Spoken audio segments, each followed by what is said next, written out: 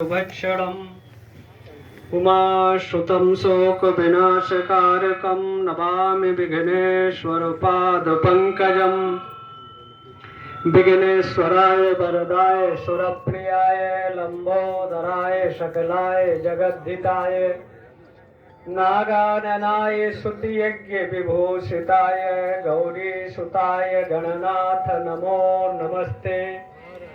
वंदे देवमापतिं सुरगुरुं वंदे जगत्कारणं वंदे पन्नगभूषणं मृगधरं वंदे पशूनां पतिं वंदे शूरशशाङ्कवाहिनयनं वंदे मुकुन्दप्रियं वंदे भक्तजनाश्रयं च वरदं वंदे शिवं शंकरम्।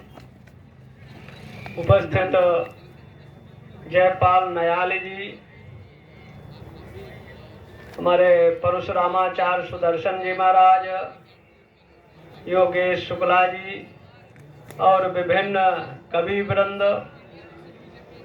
क्षेत्र के विभिन्न क्षेत्रों से आए हुए समस्त गोभक्त वृंद, गाय का स्वरूप, गाय का आधार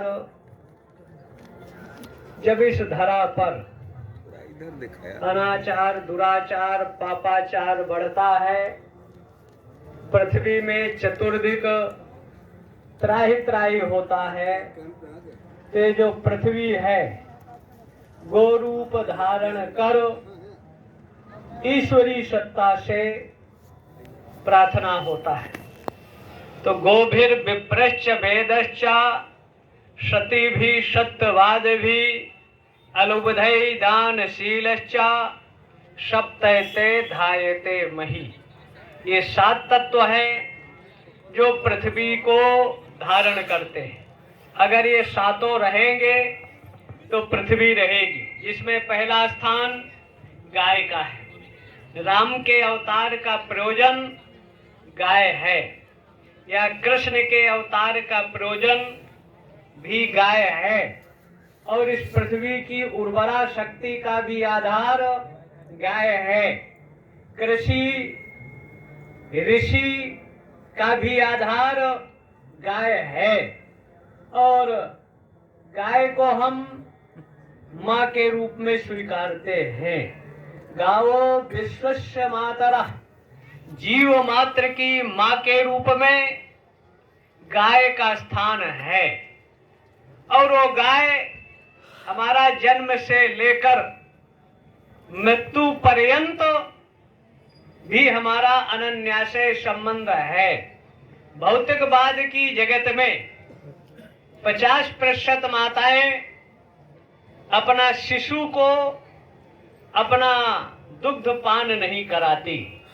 तो उन स्थिति में गाय का दुग्ध शिशु के लिए सबसे ज्यादा उपयोगी है, पौष्टिक है, और अनेक तरह की व्याधि को, शिशु की प्रतिरोधात्मक क्षमता बढ़ाने में जितना उपयोगी भारतीय नस्ल की गाय का है उतना फिजिशियन का नहीं है।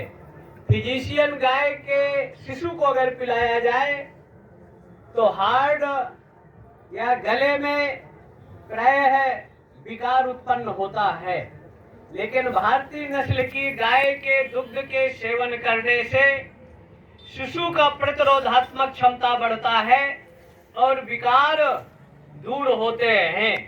पृथ्वी के रक्षा में भी गाय है, और यज्ञ का भी आधार गाय है। और हमारा जब अंतिम काल आता है तो कहेंगे भाई गोदान कर दो, चाहे दादा हो, दादी हो, या जो भी वृद्ध हैं, जब उनके जीवन का अंतिम स्थिति आएगा तो आज कुक्कुट पालन की बातें हैं, मुर्गा है, मछली है, सुअर है, लेकिन उन स्थितियों में कोई ये नहीं कहता कि मुर्गा का दान करो या मत्स्य का दान करो, या जो जिसको प्राय है संरक्षण सरकारों के द्वारा किया जाता है। उस स्थिति अंतिम काल में भी गाय की उपयोगिता है। गोलोक का वर्णन हमारे पुराणों में आता है। और गाय, जब व्यक्ति मरता है तो बैतरणी को भी पार करने में गाय की अहम भूमिका है।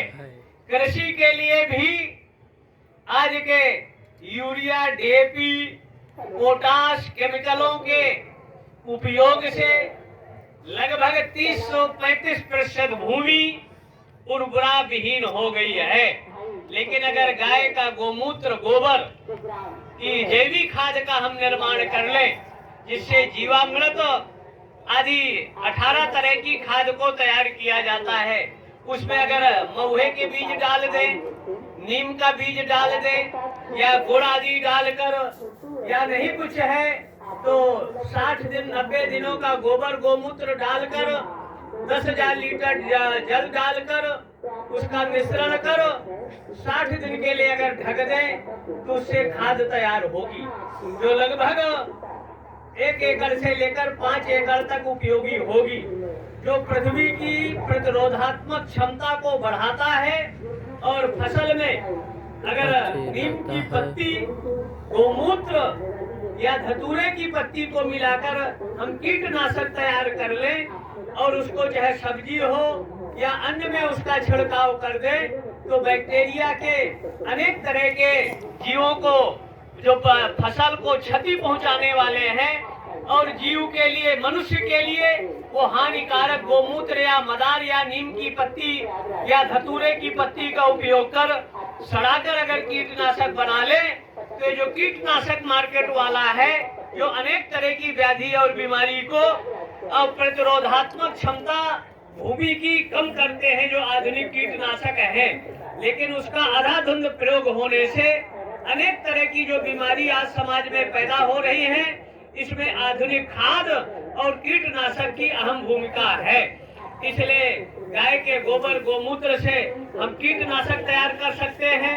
गोमूत्र से कपूर और कुछ औषधियों को डालकर हम फिनाइल तैयार कर सकते हैं, जो छोटे छोटे बैक्टीरिया भवनों में तैयार होते हैं। उससे अगर पोछा आदि लगावें तो अनेक तरह का उपयोग है। गाय के गोबर से हम धूप आदि का निर्माण कर सकते हैं और गाय के गोबर से खाद आदि।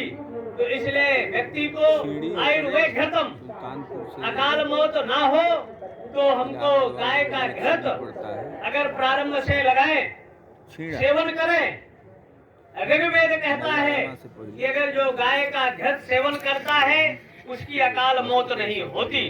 और नेत्र में अगर हम गाय का घी लगाते हैं तो वहाँ अंधापन नहीं होगा, चश्मे की जरूरत नहीं पड़ेगी। इसलिए धार्मिक क्षेत्रों में, कृषि के क्षेत्र में और बौद्धिक क्षेत्रों में, इसलिए कम से कम हम सबको गोव्रती होना चाहिए।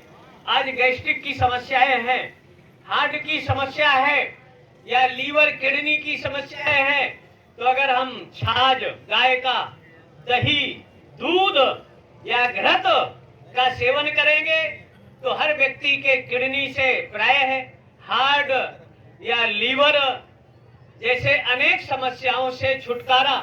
या गोबर, जो विषैले जीव हैं, अगर सर्प डस ले और वो मृत्यु को प्राप्त हो जाए तो मनुष्य के गले भर 2.5-3 फुट का गड्ढा खोदकर जिसको मृत हो गया है उसमें अंदर डालो और गोबर का घोल बनाकर उसके कंठ पर अगर 48 घंटा लेप किया जाए और गोसूक्तम है उसके माध्यम से उसके सर पर गोमूत्र से अभिसिंचन किया जाए तो 48 घंटे के बाद सर्प आदि विषैले जीवों से मृत्यु पाया हुआ व्यक्ति को पुनर्जीवन मिल सकता है। इसलिए अनेक तरह के प्रयोग।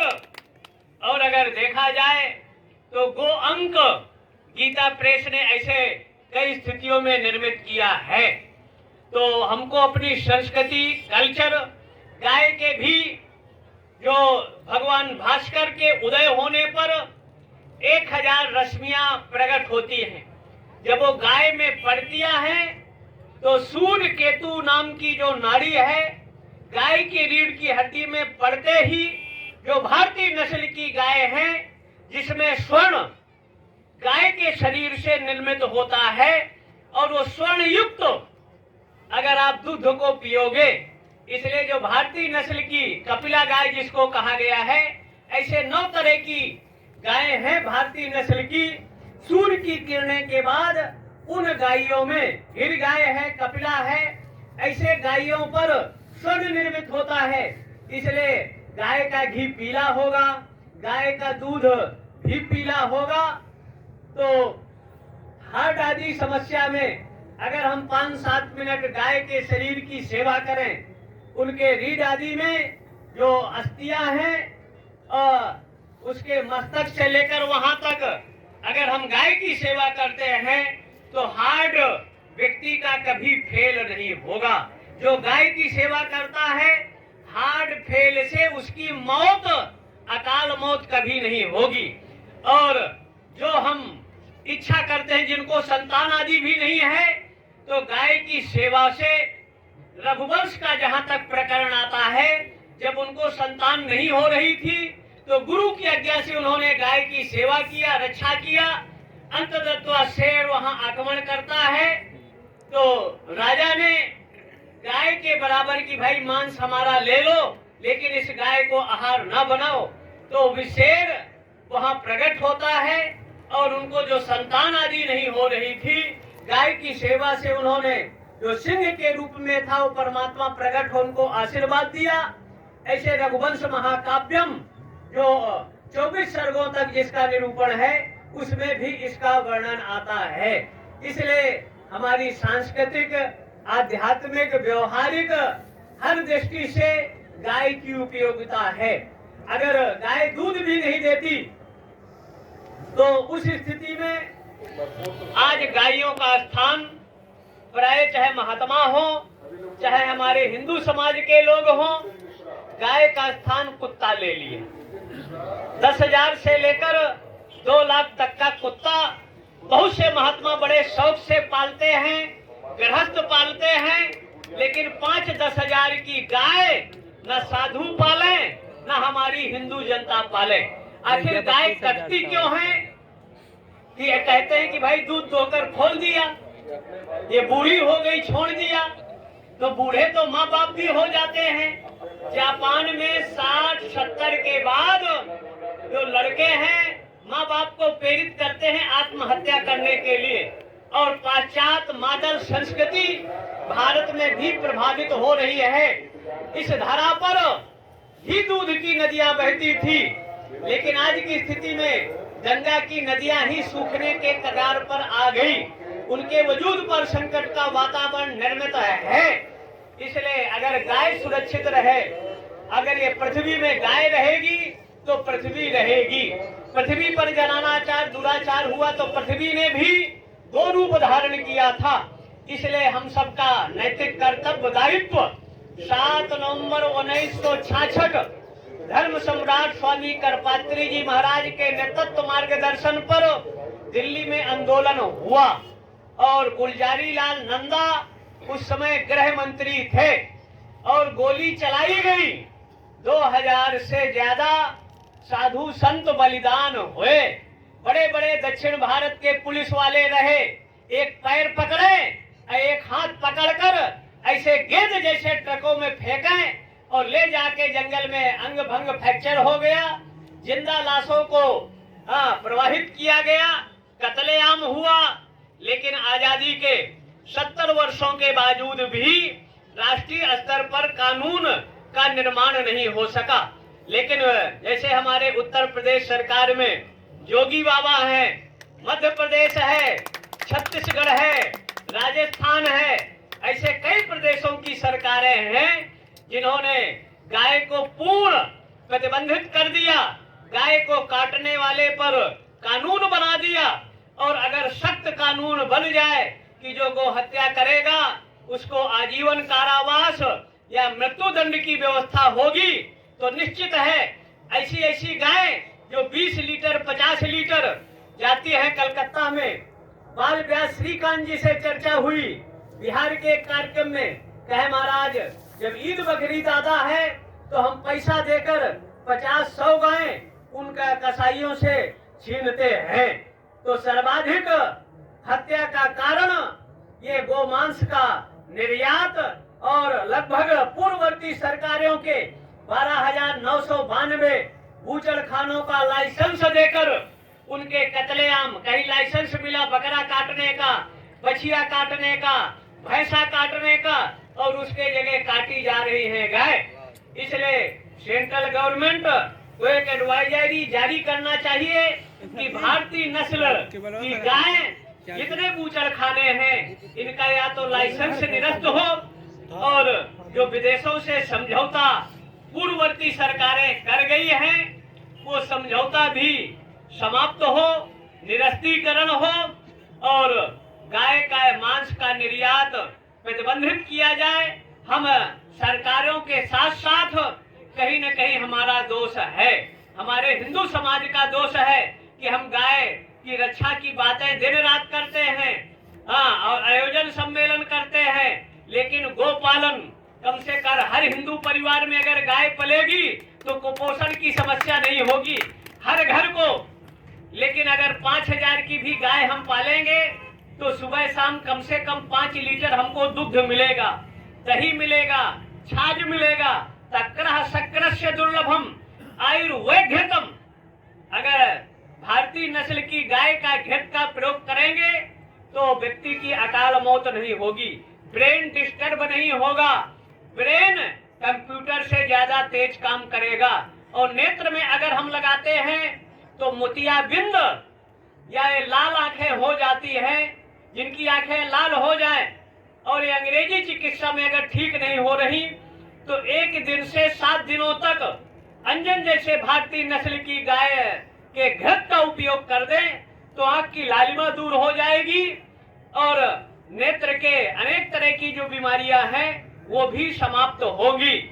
इसलिए सरकार को भी हमको लिखना चाहिए, जागृत करना चाहिए, और वह दिन दूर नहीं कि अब पहले तो प्रस्ताव होते थे, लेकिन योगी और मोदी के राज में ज्यादातर मुद्दों का समाधान हो रहा है।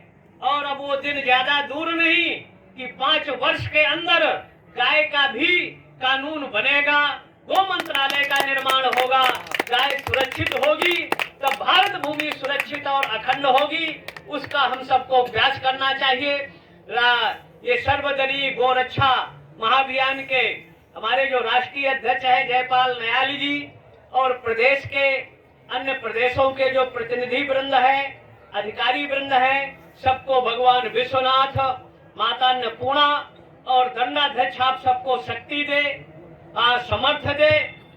और वो दिन जो अयोध्या का हुआ, क्योंकि राम के भी अवतार का प्रयोजन विप्रधेन सुर संत हित लीन मनुज अवतार निज इच्छा निर्मित तनु माया गुण गोपार।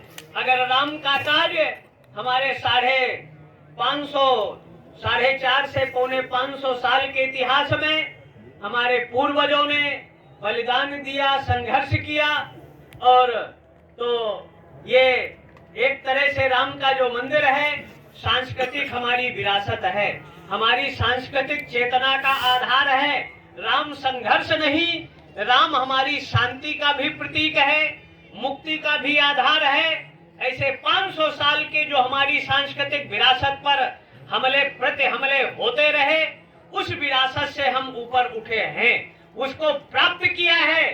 तो जो प्रतिष्ठा हुई, इतना सुखद वातावरण राष्ट्र का हुआ, गांव-गांव में आनंद उत्सव का वातावरण निर्मित हुआ, आनंद हुआ, और वो दृश्य जो हमारे पूर्वज नहीं देख पाए वो हम लोगों के सामने हुआ। इससे ज्यादा आनंद सुखद क्या होगा। राम राज्य बैठे हैं तो राम राज्य का तात्पर्य था आगे कि सबके अंदर प्रेम हो, स्नेह हो, समरसता का निर्माण हो, कटुता, नफरत, घृणा का अंत हो, और वो धीरे धीरे प्राय हो रहा है।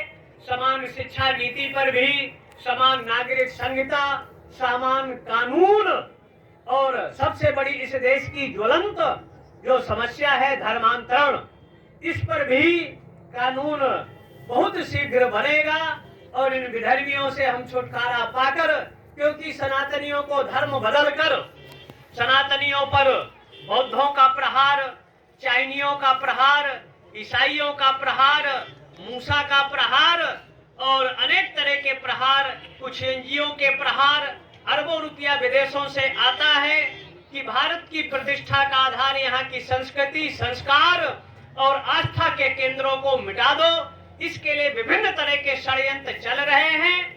उन षड्यंत्रों का पर्दाफाश करना होगा, हमको बिकना नहीं होगा, क्योंकि बहुत से ऐसे देश विरोधी इस देश के संगठन हैं कि हिंदुओं का, सनातन का विरोध करिए और पैसा लीजिए।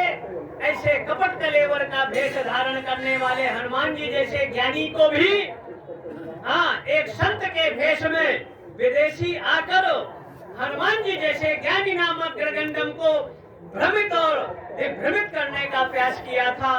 तो हमारे आप सबके बीच के भी कुछ ऐसे वेश धारण कर आएंगे जो कालनेमी की भूमिका में सनातनियों को भ्रमित करेंगे, शपथ दिलाएंगे कि मोदी योगी को वोट नहीं देना। इसलिए योग अगर वोट देना तो मोदी को ही देना चाहिए, तभी देश सुरक्षित रहेगा, राष्ट्र सुरक्षित रहेगा। कोई ऐसा आतंकवाद की पोषक बहुत सी ऐसी पार्टियां इस देश में हैं जो कालनेमियों के पीछे लगकर पैसा जैसे पानी बहाते हैं, भारत के आतंकवादियों को संरक्षण करते हैं, संवर्धन करते हैं। नकली नोटों में उनकी भूमिका होती है अनेक स्थितियों में, और भारत को बर्बाद करने के लिए अरबों खरबों डॉलर का प्रयोग होता है। हमारी सुरक्षा एजेंसियों की चौकसी के बावजूद एनजीओ के नाम से विदेशों से पैसा आता है पानी का डॉलर के रूप में, और भारत के हिंदू सनातन धर्म को लेकिन हमने सहन किया। जब वर्ष एक्ट बनाया गया कि 1947 वाली स्थिति रहेगी, हमको पिता दे दिया गया। ऐसे व्यक्ति